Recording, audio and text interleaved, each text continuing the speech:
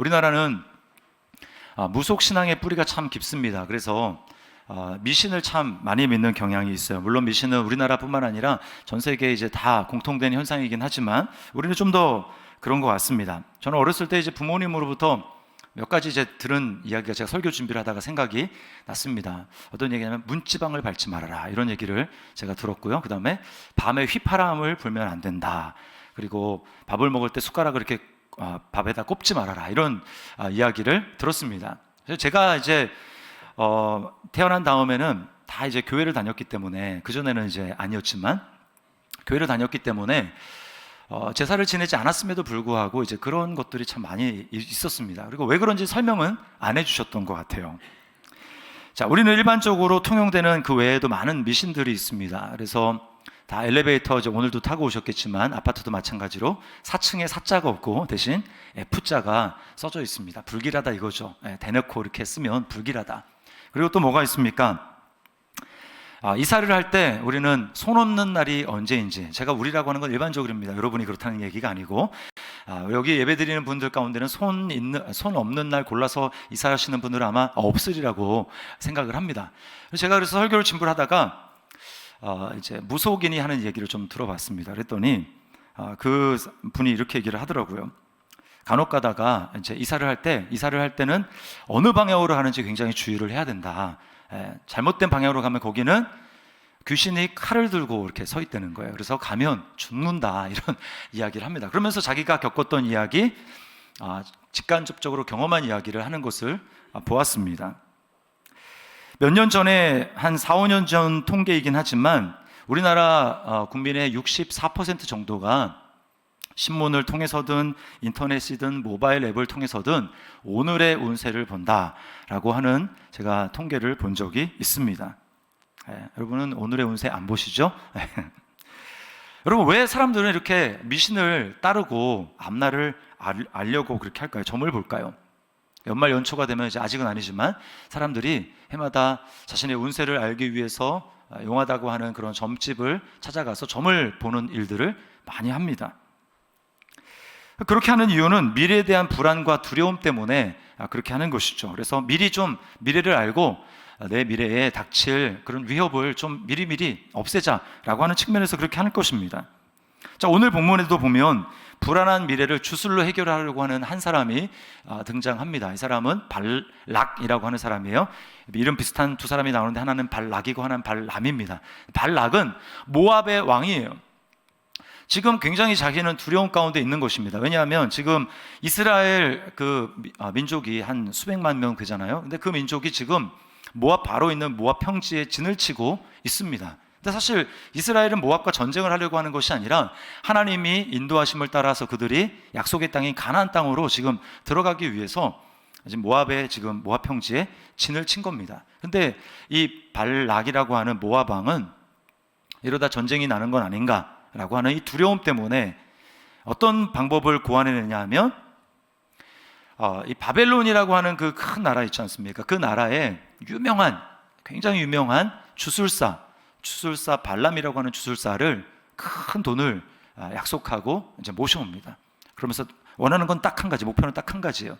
저들을 지금 저주를 해달라, 저주가 임하게 해달라 이렇게 요청을 하는 것입니다. 그런데요, 오늘 보면은 두 번째 저주를 요청하면서 이제 발람이 하나님을 찾는 그런 장면이 나옵니다. 근데요, 왜 두 번이나 필요하냐면 첫 번째 저주를 해달라고 했는데 발람이 저주를 한 게 아니라 축복을 했어요. 그 이유는 하나님이 이제 발람이 바벨론을 떠나서 이제 그 모압이라는 곳으로 가기 전에 하나님이 발람에게 나타나서 경고를 하십니다. 너 쓸데없는 소리 하지 말고 내가 너에게 알려준 것만 말하고 선포를 해라. 그리고 첫 번째 저주를 하는 게 아니라 하나님이 발람에게 주신 것은 이스라엘을 축복하는 말씀이었습니다. 그러니까 이 발락이 너무 화가 나고 분이 나서 더 큰 돈을 주면서 이제 장소를 옮겨서 이스라엘을 저주해달라고 이야기를 하는 것입니다. 거기에 대해서 하나님이 말씀하신 게 이번 주 우리 암송 구절이기도 하고요. 자, 본문에도 나와 있는데 19절 말씀을 우리 같이 한번 읽어보도록 하겠습니다. 시작. 하나님은 사람이 아니시니 거짓말을 하지 않으시고 인생이 아니시니 후회가 없으시도다. 어찌 그 말씀하신 바를 행하지 않으시며 하신 말씀을 실행하지 않으시랴. 하나님이 이전에 첫 번째 저주가 아니라 축복을 내리셨는데 두 번째 이제 저주를 빌어달라고 하니까 뭐라고 말합니까? 하나님은 첫 번째 하신 말씀을 돌이키시고 후회하시고 말을 이랬다 저랬다 바꾸시는 분이 아니다. 하신 말씀은 첫 번째 하신 말씀을 반드시 실행하시는 하나님이다 라고 이야기를 하는 것입니다. 여러분, 우리가 여기서 읽은 말씀에서 알 수 있는 그 하나님은 어떤 하나님이십니까? 하나님은 하신 말씀을 반드시 실행하시는 성실하신, 신실하신 하나님이라는 거예요. 하신 말씀, 약속을 이루시고 지키시는 신실하심, 이것이 바로 성도가 누리는 안전의 기초입니다. 사람은 그렇지 않죠. 사람은 신실하지 못합니다. 그래서요, 정치인들을 보면은 야당 시절에 했던 말이 다르고 또 이제 집권당이 되면 여당에서 하는 말이 또 다릅니다. 반대도 마찬가지고요. 말이 막 바뀝니다. 그런가 하면 사람들이 이제 법정에서 증언을 할 때 또는 뭐 경찰에서 진술을 할 때 보면 그 진술이 막 바뀌기도 합니다.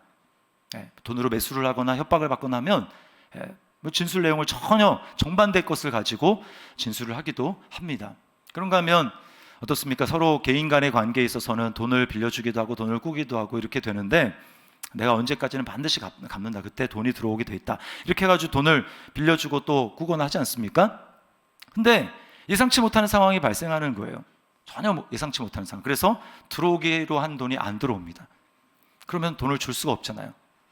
예상하지 못한 상황이 발생하는 거예요. 그래서 약속을 깨고 관계가 깨어지고 그런 어려운 일들이 우리 가운데 굉장히 많이 일어납니다. 그러므로 여러분, 사람을 믿을 대상이 아닙니다. 사람을 믿지 마세요. 그냥 존중하고 사랑은 하지만 철석까지 믿었다가 당하는 일이 생기게 되는 것입니다. 그 정도로 사람은 약해요.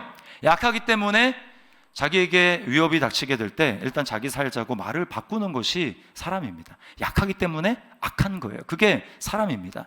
그러나 우리 하나님은 어떤 하나님이십니까? 하나님은 전혀 그런 분이 아닙니다. 하나님은 모든 것을 아십니다. 사전에 모든 것을 아시고 입 밖으로 내시고 그리고 그 내신 것을 반드시 실행하시는 분이 하나님이에요. 그럴 능력이 있으신 분이 하지 못하는 것이 없는 것이 바로 우리 하나님이십니다. 그러므로 하나님은 우리에게 약속을 해주신 다음에 내가 그 약속을 믿었는데 하나님이 야, 내가 미처 그건 생각 못했다. 내가 생각하지 못한 불의의 상황이 발생했다라고 하면서 미안하다. 이번에는 네가 참아라. 이렇게 절대로 말씀하시는 분이 아닙니다. 하나님은 하나님의 말씀에는 후회가 없습니다. 절대로 후회가 없고 그 하신 말씀을 반드시 실행하는 분이 바로 우리 하나님이라는 거예요. 그러므로 우리 하나님은 믿을 만한 분이라는 것입니다. 신앙생활은 뭡니까? 우리가 안전하게 신앙생활을 할 수 있는 그 근거는 변치 않으시는 그 하나님의 말씀 위에 서서 변하는 사람들의 말에 근거하는 것이 아니라 변치 않은 하나님의 말씀에 굳건히 내 발을 디디고 하나님이 무엇이라고 말씀하시는가 그 말씀을 붙들며 거기에 전인격적인 반응을 하며 나가는 게 신앙생활이에요. 그럴 때 우리의 삶은 안전을 보장받을 수가 있는 것입니다. 왜요? 하나님의 말씀은 변치 않으시니까 어제나 오늘이나 영원토록 변치 않으시는 하나님의 말씀이니까 그러한 것입니다. 여러분, 우리는 그럴 때 하나님을 체험하게 됩니다. 하나님 말씀은 법칙이에요. 예외가 없습니다. 그래서 그 법칙인 말씀을 붙들고 우리가 믿음으로 반응하면 하나님의 역사를 체험하게 되는 것입니다. 대표적인 게 기도 아니겠습니까? 기도. 하나님 우리에게 뭐라고 말씀합니까? 너는 내게 부르짖으라 내가 응답하겠다. 구하라 주실 것이다 라고 우리에게 말씀합니다. 너희가 얻지 못하는 것은 구하지 않기 때문이다 라고 우리에게 명확하게 말씀을 하세요. 그래서 그 말씀을 그대로 믿고 내가 그 말씀에 마음을 실어 믿음으로, 전인격적인 믿음으로 반응하며 나갈 때 하나님은 거기에 응답을 하시는 것입니다. 엘리야 선지자가 이제 3년 6개월 동안에 말을 이제 내 말이 있기 전에는 땅에 비가 오지 않는다라고 해서 진짜 3년 6개월 동안에 땅에 비가 오지 않았어요. 그러니까 얼마나 힘들겠습니까? 나라가. 엘리야 때문에 그렇다고 생각을 하고 가뭄이 엘리야 때문에 왔다고 생각하고 온 나라에 이제 지명수배가 붙었습니다. 이제 아합을 만나면 안 되는 거예요. 근데 엘리야가 갑자기 이제 3년 6개월이 지난 다음에 아합 왕을 만나러 갑니다. 여러분, 자기 목숨이 위태로울지도 모르는 그 상황에서 어떻게 엘리야는 왕 앞에 나갈 수 있을까요? 그리고 나중에 갈멜산 꼭대기에서 그는 하나님 앞에 기도합니다. 7번이나 기도를 해요. 비가 내리기를 기도를 합니다. 그러면서 내려와서는 7번 기도하고 내려와서는 아합 왕에게 이렇게 얘기합니다. 큰 비의 소리가 있습니다. 큰 비의 소리가 있습니다. 지금 비 안 옵니다. 근데요, 큰 비의 소리가 있습니다. 그러니 비에 막히지 않도록 서둘러 내려가셔서 마차를 타고 도성으로 들어가십시오. 이렇게 이야기를 합니다. 여러분, 어떻게 그럴 수 있습니까? 엘리야가 그렇게 할 수 있었던 이유는 먼저 엘리야에게 하나님이 나타나셔서 약속을 해주셨기 때문이에요. 너 아합을 만나라. 내가 이 지면에 비를 내릴 것이다 라고 하나님이 먼저 약속을 해주셨기 때문에 그 약속을 붙들고 엘리야가 아합 왕을 만날 수 있었던 것입니다. 그리고 정말 하나님의 약속대로 기도했더니 하나님께서 그 땅에 3년 6개월 가뭄을 종식시키시고 그 땅에 비를 내리신 거예요. 여러분, 이것이 바로 하나님의 말씀입니다. 하나님의 말씀은 변함이 없고 그 말씀에 우리의 전인격을 담아서 내가 반응하게 될 때 하나님의 말씀은 나를 통해, 믿는 나를 통해서 이루어지는 거예요. 하나님은 그렇게 믿음으로 반응할 사람을 찾고 있습니다. 반면에 종교는 어때요? 종교는 약속의 말씀에 근거하는 것이 아니라 종교는 나의 열심에 근거합니다. 약속 상관없어요. 내가 얼마나 열심을 내는가, 내가 얼마나 치성을 드리는가, 내가 얼마나 공덕을 쌓는가, 얼마나 선한 일을 했는가, 거기에 달려있다고 보는 것이 종교입니다. 객관적인 하나님의 진리와는 상관이 없어요. 하나님의 뜻이 뭔가 상관이 없습니다. 모압 왕을 보십시오. 지금 첫 번째 저주가 통하지 않자 두 번째 더 많은 돈을 준다고 하면서 이제 저주를 해달라고 합니다. 다른 나라에서 이게 통했어요. 하나님이 아닌 우상을 섬기는 나라에서 이게 통했습니다. 그런데 하나님에게는 이게 통하지 않아요. 하나님에게 통하지 않습니다. 여러분, 내가 더 많은 노력을 하고 더 많은 돈을 들이고 더 많은 정성을 들이고 더 많은 열심을 내면 하나님을 움직일 수 있다, 하나님이 내 기도에 들어주신다 라고 한다면 그 들어주는 근거가 하나님의 말씀, 약속의 말씀에 근거한 게 아니라 나에게 딸려 있는 것입니다. 그러므로 여러분, 그렇게 해서 만약에 하나님의 응답을 들어주신다고 하면 누가 주인입니까? 내가 주인인 거예요. 왜? 나의 노력 여하에 따라서 하나님을 내가 좌지우지할 수 있기 때문에 내가 주인이고 하나님은 정성을 들인 나의 종이 되는 것입니다. 하나님 절대 그런 방식으로 역사하지 않으신다라는 거예요. 그러므로 여러분, 기도라는 것은 내가 원하는 것을 정해놓고 하나님 앞에 막 이루어질 때까지 때를 쓰는 게 기도가 아닙니다. 기도는 어떤 과정입니까? 기도는 내가 소원하는 바가 있어요. 내가 하나님 앞에 구하고자 하는 바가 있습니다. 그것을 하나님의 말씀에 비추어 보면서 계속해서 하나님의 뜻에 내 뜻을 맞추어가는 그 과정이 바로 기도입니다. 만약에 40일 작정 기도가 필요하고 100일 작정 기도가 필요하다면 그것은 내가 얼마나 정성을 하나님 앞에 들여서 내 정성으로 하나님을 감동시켜 나에게 응답을 하게 할 것인가, 그래서 그 시간이 필요한 게 아니고요. 그 과정이 필요한 이유는 내 뜻을 계속해서 하나님의 말씀에 맞추어가는 그런 과정. 그래서 내 뜻을 내려놓고 결국은 하나님의 말씀에 근거해서 내가 믿음으로 반응하기까지에 걸리는 시간이 바로 작정하는 그 시간이라는 거예요. 여러분, 우리는 하나님의 변함없는 그 말씀 위에 서 있을 때만, 그 말씀에 믿음으로 반응할 때만 우리에게 분명한 안전한 삶이 펼쳐진다라는 것을 여러분 믿으시기를 바랍니다. 그리고요, 오늘 그 변치 않으시는 하나님이 이스라엘을 향해서 성도를 향해서 뭐라고 선언하고 있습니까? 하나님의 자녀들이, 성도가 절대적인 안전을 누린다라고 하는 것입니다. 자, 23절 말씀을 우리 함께 읽어보겠습니다. 시작. 해할 점술이 없고 이스라엘을 해할 복술이 없도다. 이때에 야곱과 이스라엘에 대하여 논할진대 하나님께서 행하신 일이 어찌 그리 크냐 하리로다. 어떤 점술로도 어떤 주술로도 하나님의 백성을 해할 수 없다. 즉 뭡니까? 절대적인 안전 가운데 거한다라는 것을 말씀하고 있는 거예요.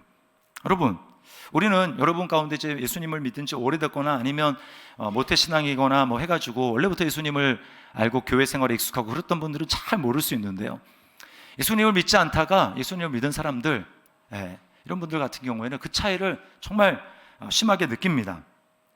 안전함과 안전하지 않음의 차이를 아주 극심하게 느끼는데요, 이걸 잘 보여주는 예가 심선미 집사님이에요. 내가 매일 기쁘게 CTS에 나와서 간증한 걸 제가 들었는데요, 이 심선미 집사님 집안은 이제 대대로 거의 무속인 집안이라고 합니다. 예수 믿기 전에 이분도 이제 무당이었어요. 중학교 1학년 때 학교에서 어느 날 공부를 하는데 망치로 막 머리를 막 때리는 것처럼 심한 고통, 두통이 찾아온 겁니다. 그래서 어머니 손을 붙잡고 간 데가 이제 집안 대대가 이제 무속인 집안이다 보니까 무당을 찾아갔는데 그 무당이 중학교 1학년 딸을 딱 보자마자 지금 신이 왔기 때문에 신을 받지 않으면 큰 일이 난다라고 하는 겁니다. 근데 한번 생각을 해보세요. 아무리 무속인 집안이지만 중학교 1학년인데 중학교 1학년 학생인데 어린데 신을 받아서 무당이 된다고 한번 생각을 해보십시오. 얼마나 참 그렇습니까? 그래서 다른 방법이 없겠느냐고 물어봤더니 그럼 어머니가 대신 받으면 된다라고 해서 자기 딸을 사랑하는 마음에 이제 어머니가 대신 신내림을 받고 신을 받고 그래서 무당이 됐어요. 한동안은 이제 괜찮았습니다. 한동안은 괜찮았는데 이제 몇 년이 지난 다음에 21살 나이가 되었을 때 어느 날 갑자기 벽이 자기에게 말을 하기 시작합니다. 벽에서 소리가 들려오기 시작합니다. 그리고 귀신이 보입니다. 사람의 운명이 보여지고 느껴지기 시작합니다. 그러면서 이제 그런 걸 다 아는 거예요. 자기 안에 또 그거를 인식하는 자기가 있어요. 어떨 때는 자기 안에 자신이 아기가 됐다가 또는 할머니가 됐다가 남자가 됐다가 여자가 됐다가 그리고 입에서는 차마 입 밖으로 내지 못할 욕설고 막 저주가 쏟아 나오는 거예요. 자기도 이제 이러면 안 되는 거 아는데도 통제가 안 되는 거예요. 통제가. 얼마나 괴로운지 모릅니다. 그래서 결국은 하는 수가 없이 신내림을 받고 무당이 또 됐어요. 무당이 됐으니까 편안한 삶을 살아갈까요? 그렇지가 않습니다. 잠을 자거나 꿈을 꾸거나 계속해서 귀신의 소리가 들리는 거예요. 그리고 냄새가 계속 납니다. 사람이 죽으면 그 사람의 통증이 자기 고스란히 이제 자신에게 느껴지는 거예요. 얼마나 고통스럽습니까? 살아도 사는 게 아니죠. 그런데요, 여러분 이분이 이제 너무 괴로우니까 이제 내가 귀신의 말을 듣지 말아야지라고 할 수 없는 게 뭐냐면 자기가 섬기는 신의 말을 듣지 않으면 그 세계에서는 이 신벌이라는 게 있대요. 신벌을 받기 때문에 너무 무서워서 그 일도 못 한다는 겁니다. 이런 비참한 삶을 살아가던 이 심선미 씨가 정말 놀라운 하나님의 은혜 가운데 예수님을 믿게 돼요. 예수님을 영접하게 됩니다. 근데 여러분 오랫동안 26년 동안 그 마귀를 섬기고 귀신을 섬기던 사람이 한순간에 예수님을 믿었다고 해가지고 그 귀신의 역사가 없어지는 게 아니에요. 그래서 계속해서 환경을 막 어렵게 하고 막 해서 위협하고 괴로운 그런 삶을 계속해서 유발하는 것입니다. 근데요 놀랍게 달라진 것 하나가 있어요. 그게 뭐냐면 이제 예전에는 악신이었다면 이제는 성령님을 받았잖아요. 그 안에 성령님이 계시니까 이제 놀라운 일이 벌어지는데 어떤 일이 벌어지냐면 그런 위협을 당하고 자신의 삶이 너무나 힘들 그때에 성령님이 말씀을 주신다는 겁니다. 말씀을 하시는 거예요. 너무나 두려워서 어떻게 하나라고 하는데 하나님이 말씀을 주시는데 이게 우리가 지난번에 외웠던 말씀이 있죠. 능력, 이사야 41장 10절입니다. 여러분 가운데 혹시 외운 분 계시는지 모르겠는데요. 두려워하지 말라. 내가 너와 함께함이라. 놀라지 말라. 나는 내 하나님이 됨이라. 내가 너를 굳세게 하리라. 참으로 너를 도와주리라. 참으로 나의 의로운 오른손으로 너를 붙들리라. 이 말씀이 생각이 나니까 이 말씀을 가지고 믿음으로 선포하니까 자기를 괴롭히던 그 악령이 도망가더라는 거예요. 여러분 이것이 바로 성도가 누리는 놀라운 특권이라고 하는 것입니다. 우리 안에 성령님이 계시기 때문에 우리는 말씀으로 어둠의 영을 물리칠 수 있고 어떠한 위해도 당하지 않는 안전함 가운데 거한다는 것입니다. 여러분 믿으시기를 바랍니다. 요한일서 5장 18절 말씀 우리 함께 읽어보겠습니다. 시작. 하나님께로부터 나신 자가 그를 지키심에 악한 자가 그를 만지지도 못하느니라. 아멘. 하나님께로부터 나신 자가 누굽니까? 예수 그리스도예요. 예수 그리스도가 우리 안에 계시기 때문에 악한 자가 우리를 위협은 할 수 있지만 우리 절대 해치지 못하고 만지지 못한다는 것입니다. 여러분 우리가 이 사실을 정말로 믿게 될 때 우리는 이전과는 전혀 다른 삶을 살아가게 되는 거예요. 하나님이 우리에게 주신 이 절대적인 안전의 축복은 나의 행위에 달려있는 것이 아니라 하나님의 전적인 은혜입니다. 그럴 때 우리가 더 확신하게 담대하게 나갈 수 있어요. 자, 21절은 하나님의 은혜가 얼마나 놀라운지 우리에게 말씀해 주고 있습니다. 우리 같이 한번 21절 읽어보겠습니다. 시작. 야곱의 허물을 보지 아니하시며 이스라엘의 반역을 보지 아니하시는도다.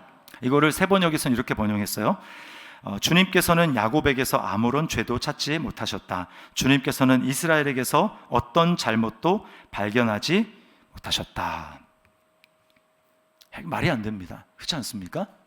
다른 성경이면 모르겠어요. 근데 민수기에서는 절대 이런 말을 할 수가 없어요. 왜 그렇습니까? 민수기를 제가 만약에 이름을 붙인다면 민수기 하지 않고 뭐 반역기 뭐 이렇게 하셨을 거예요. 왜냐하면 민수기 안에는 하나님께 엄청나게 반역한 이스라엘의 큼직큼직한 사건들이 계속해서 나오기 때문입니다. 11장에 보면 길을 가다가 사람들이랑 불평을 합니다. 그러니까 이스라엘 진영의 그 끝에 불이 붙었어요. 이런 일이 있고요. 그리고 13장, 14장에 어떤 일이 있습니까? 12정탐꾼을 보내놨더니 40일이 지난 다음에 와서 그 중에 10명이 뭐라고 보고합니까? 그 땅은 살 수가 없는 땅이다. 우리 다 죽는다. 거기 가면. 다 원망하고 불평하고 그런 보고를 하니까 이스라엘 백성들에게 그 부정적인 말이 다 전염돼가지고 사람들이 울면서 우린 다 여기서 죽는 게 낫겠다고 불신의 반응을 보였던 게 이스라엘 백성들입니다. 그런가 하면 16장에는 모세와 아론의 지도력에 반기를 들면서 당신의 지도력을 우리가 믿을 수 없다라고 하면서 고라와 250명의 사람들이 모세와 아론에 대해서 반기를 듭니다. 결국 어떻게 됩니까? 땅이 갈라져가지고 그것을 막 다 삼키고요. 그리고 하나님에게서 불이 나와가지고 그들을 사르는 그러한 일들을 당하게 됩니다.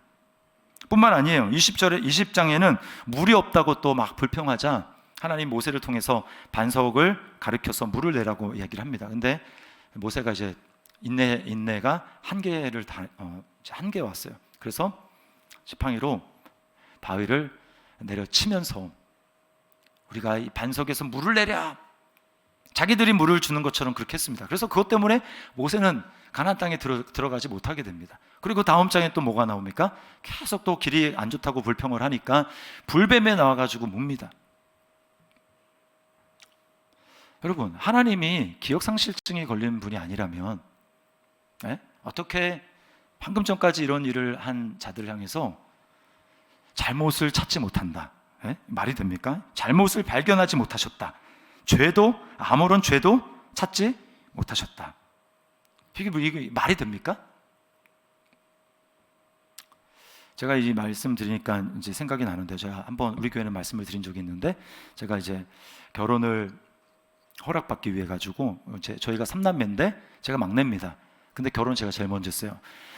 그래서 결혼을 허락받기 위해서 아내를 데리고 이제 집으로 갔습니다. 그래서 집에서 반대했어요. 왜냐하면 저보다 나이가 많다라는 것 때문에 반대했습니다. 첫 번째 결혼인데 웬 너보다 나이 많은 사람이냐, 안 된다, 이렇게 반대를 했거든요. 근데 이제 저희 어머니가 제 아내 앞에서 이런 얘기를 하는 겁니다. 얘는 자라나면서 부모 말에 불순종한 적이 한 번도 없다. 한 번도 없었다. 제가 들으면서 무슨 말도 안 되는 소리를 하시나. 내가 기억하는 큰 것만 해도 몇 건인데 무슨 되도 않는 소리를 하시나. 근데 제가 그 앞에서 말씀을 드리진 않았어요. 제가 나중에 곰곰하게 그걸 생각하면서, 그게 어떤 의도로 그렇게 말씀하셨는지 제가 잘 모르겠으나, 육신의 부모님이 좀 나에 대해서 이렇게 말을 한다면 우리 하나님은 어떠실까?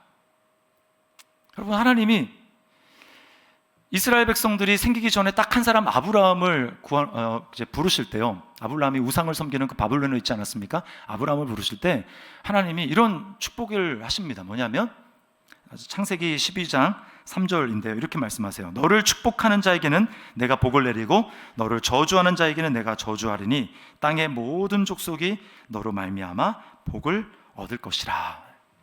여러분, 하나님이 선택했다라는 거 하나, 내가 너를 알았고 내가 너를 선택했다라고 알았다는 그 하나님의 일방적인 은혜, 선택했다라는 것 때문에 너무 편파적이고 일방적인 은혜가 지금 아브라함에게, 그리고 지금 이스라엘 백성들에게 하나님은 지금 선포하고 계시는 거예요. 그럼 어떻게 이럴 수가 있습니까? 이게 바로 성도들을 향한 하나님의 놀라운 소식이니 복음이라고 하는 것입니다. 기쁜 소식, 좋은 소식. 여러분, 복음에는 하나님의 의가 나타납니다. 로마서에 보면 복음에는 하나님의 의가 나타난다고 했어요. 인간의 의가 아니라 하나님의 의가 나타납니다. 인간의 의는 뭘까요? 인간의 의는 아까도 말씀드렸지만 종교입니다. 그래서 내가 얼마나 선한 일을 행하는가, 행위에 따른 의예요. 그러나 그 의는 복음 앞에, 하나님의 의 앞에 딱 서보면, 야, 택도 없구나, 미치지 못하는구나, 자신의 연약함과 죄가 다 드러나게 되어 있습니다. 정죄를 받습니다. 누구나 그 하나님의 의 앞에서 다 죄수복을 입어야 되는 거예요. 그러나 여러분, 하나님의 의는 무엇입니까? 그런 모든 우리의 행위의 부족함, 죄악들, 그러한 것들을 다 덮고 남는 하나님이 세우신 하나님의 의는 무엇입니까? 그것은 행위에서 난 의가 아니라 믿음으로 말미암은 의라는 것입니다. 그래서 로마서 3장 21절 말씀에 이렇게 말씀하고 있어요. 같이 읽습니다. 이제는 율법 외에 하나님의 한 의가 나타났으니 율법과 선지자들에게 증거를 받은 것이라. 율법 외에, 율법이라는 말은 행위 외에 이런 겁니다. 율법의 의 말고, 행위의 의 말고 이제는 다른 하나님의 한 의가 나타났다. 그것은 믿음으로 말미암은 의라는 거예요. 누구를 믿습니까? 예수 그리스도. 하나님의 의는 하나님이 세우신 예수 그리스도 한 분 외에는 없다라는 것입니다. 그래서 25절에, 로마서 3장 25절에 이렇게 말씀합니다. 이 예수를 하나님이 그의 피로써 믿음으로 말미암는 화목제물로 세우셨으니 이는 하나님께서 길이 참으시는 중에 전에 지은 죄를 간과하심으로 자기의 의로우심을 나타내려 하심이니. 자, 여기 뭐라고 합니까? 간과하심으로. 이스라엘 백성들의 죄를 하나님이 간과하셨대요. 그냥 알면서 그냥 넘어갔다는 겁니다. 모른 채 해줬다는 거예요. 왜요?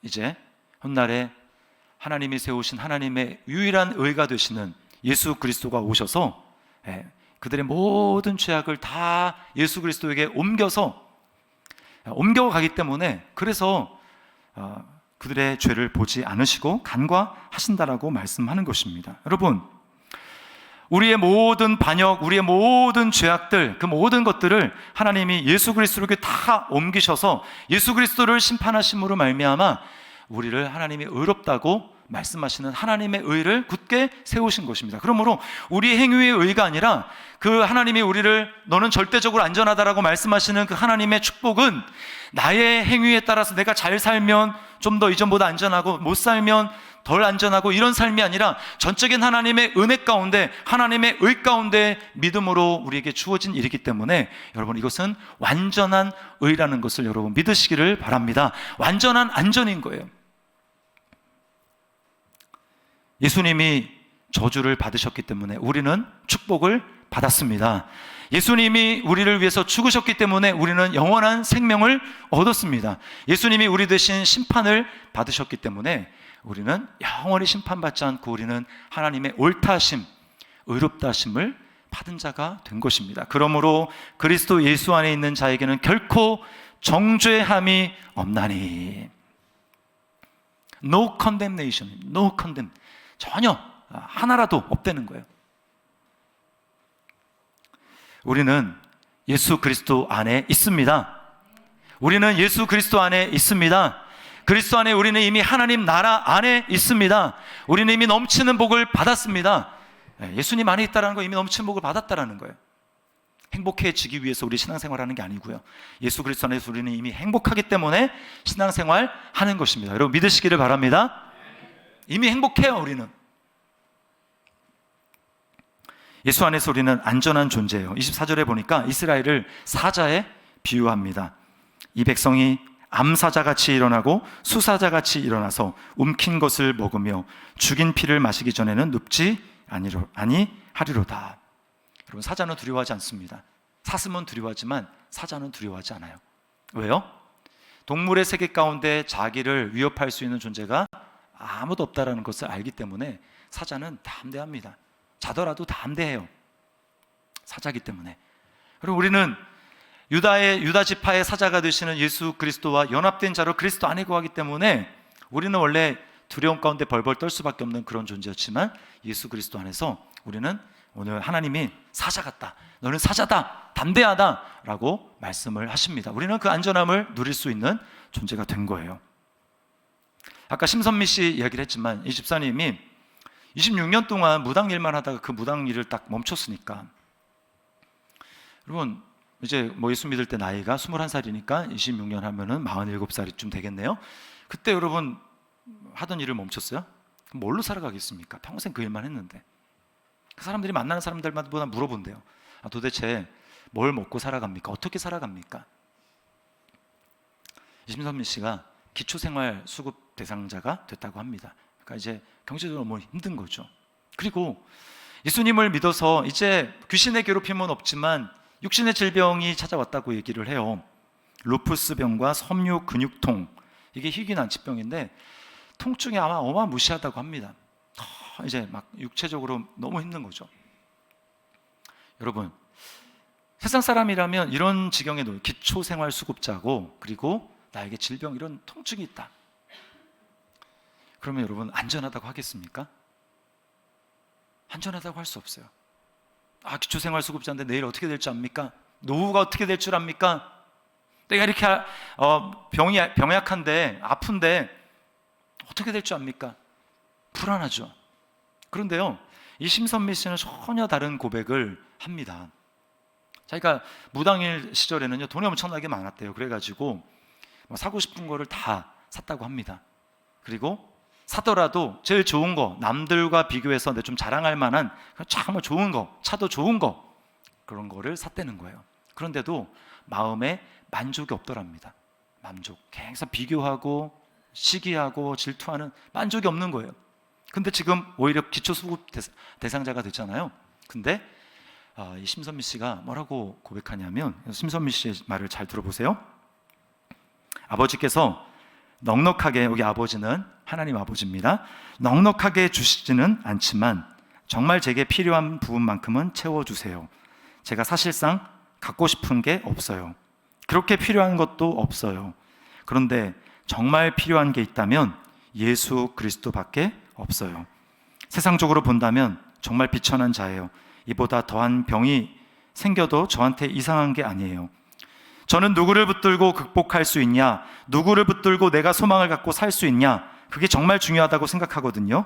그 대상이 우리 주님이고 하나님 아버지라는 게 너무 감사해요. 저는 세상에서 가장 행복한 사람이에요. 여러분은 세상에서 가장 행복한 사람입니까? 아까는 아멘이 컸는데 세상에서 가장 행복한 사람이냐고 물으니까 여기 좀 더 있어야지 행복할 것 같은데, 혹시 그런 생각을 하고 계실지 모르겠어요. 여러분이 예수님을 정말 소유했다면, 여러분 심선미 씨의 고백이 우리의 고백인 줄 믿습니다. 네, 우리가 세상에서 가장 행복한 사람인 줄 믿습니다. 여러분, 예수 믿는 것이 바로 이런 놀라운 복입니다. 이제 어떠한 것도 우리의 위해를 가하지 않아요. 변함없으신 하나님, 전능하신 하나님, 모든 것을 알고 계시는 그 하나님이 우리를 향해서 예수 그리스도 안에서 선언하십니다. 어떠한 주술로도 너희를 해할 자가 없다. 악한 자가 너희를 만지지도 못한다. 너희는 절대적인 영원한 안전 가운데 내 안에 거하고 있다라고 하나님이 말씀하고 계십니다. 여러분, 그러므로 우리가 이 땅에 살아가는 날 동안에 어떻게 살아야 될까요? 아까 서두에서도 말씀을 드렸지만 우리는 들쭉날쭉하는 불안한 이 세상을 의지하며 살 것이 아니라 변함없으신 하나님 말씀에 우리의 믿음의 뿌리를 탁 내려야 됩니다. 복음의 뿌리를 내려야 됩니다. 그리고 하나님의 말씀을 날마다 읽고 하나님을 알아가면서 하나님 이런 분이구나, 거기 위에 우리의 믿음을 딱 세워야 돼요. 우리의 신앙을 딱 세워야 됩니다. 그냥 교회만 왔다 갔다 하는 것이 아니라 매일의 삶 가운데, 내 삶 가운데 하나님의 말씀을 적용해서, 주님, 세상은, 환경은 나에게 대해서 이렇게 말하지만 하나님의 말씀이 이렇게 말씀하시는, 내가 그 말씀에 나의 믿음을 심겠습니다. 그 말씀에 나의 전인격을 싣겠습니다. 거기에 내 믿음으로 반응하겠습니다 라고 해서 여러분 그 말씀 위에 서며 살아가게 될 때, 여러분 이미 그리스도 안에 있는 그 안전을 어떤 것도 해야 할 자가 없고, 우리는 말씀이 내 삶 가운데 믿음으로 실현되는, 그 말씀이 내 삶 가운데 이루어지는, 하나님을 경험하고 이 땅에 하나님을 나타나고 이 땅에 하나님의 나라를 경험하며 증거하는 그런 삶이 저와 여러분을 통해서 이루어지게 될 줄 믿습니다. 이러한 은혜가 우리 삶 가운데 더 풍성하게 넘치시기를 주님의 이름으로 축원합니다. 우리 말씀을 기억하면서 내 영혼은 안전합니다 라고 하는 찬양 우리 하나님 앞에 고백하며 나가겠습니다. 내 아버지 그 품 안에서 내 영혼은 안전합니다. 주 손길로 내 삶을 안으시니. 이 찬양을 하면서 우리가 믿음으로 좀 느꼈으면 좋겠어요. 믿음으로 내가 얼마나 안전한 존재인가, 내가 얼마나 참 복받은 존재인가, 얼마나 행복한 존재인가, 이거를 하나님 앞에 우리의 고백으로 드렸으면 좋겠습니다.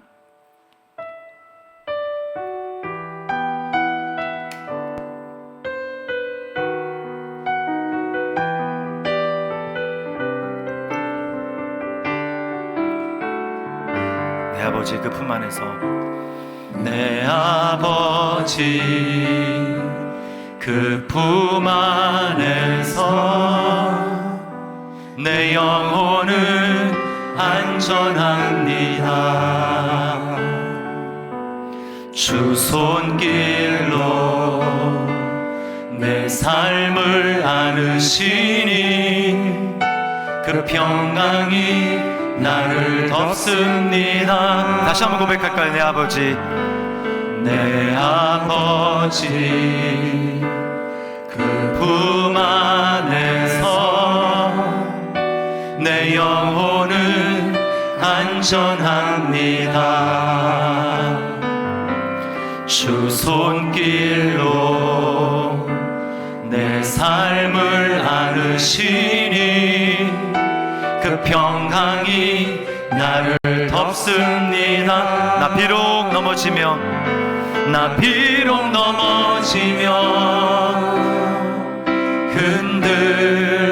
흔들리지만 주 내 안에 거하며 나를 붙드시니 내 생각을 주께로 돌리고 주시는 평강의 옷을 입습니다.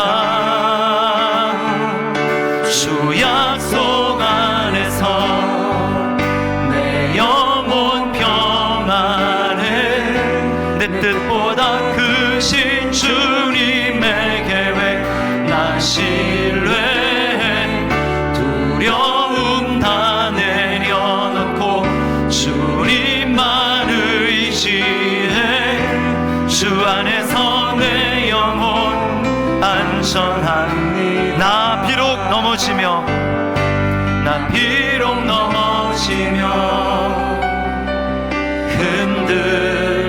흔들리지만 주 내 안에 거하며 나를 붙드시니 내 생각을 주께로 돌리고 주시는 평강의 옷을 입습니다. 네, 주 약속 안에서 내 영혼 평안해. 내 뜻보다 크신 주님의 계획 나 신뢰해. 두려움 다 내려놓고 주님만 의지해. 주 안에서 내 영혼 안전합니다. 주 약속 안에서 내 영혼 평안합니다. 주 약속 안에서 내 영혼 평안해.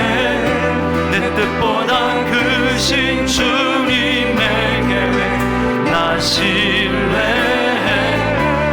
두려움 다 내려놓고 주님만 의지해. 주 안에서 내 영혼 안전합니다. 우리 시간 말씀을 기억하면서 기도하겠습니다. 여러분, 무엇 때문에 마음이 불안하고 염려가 있습니까?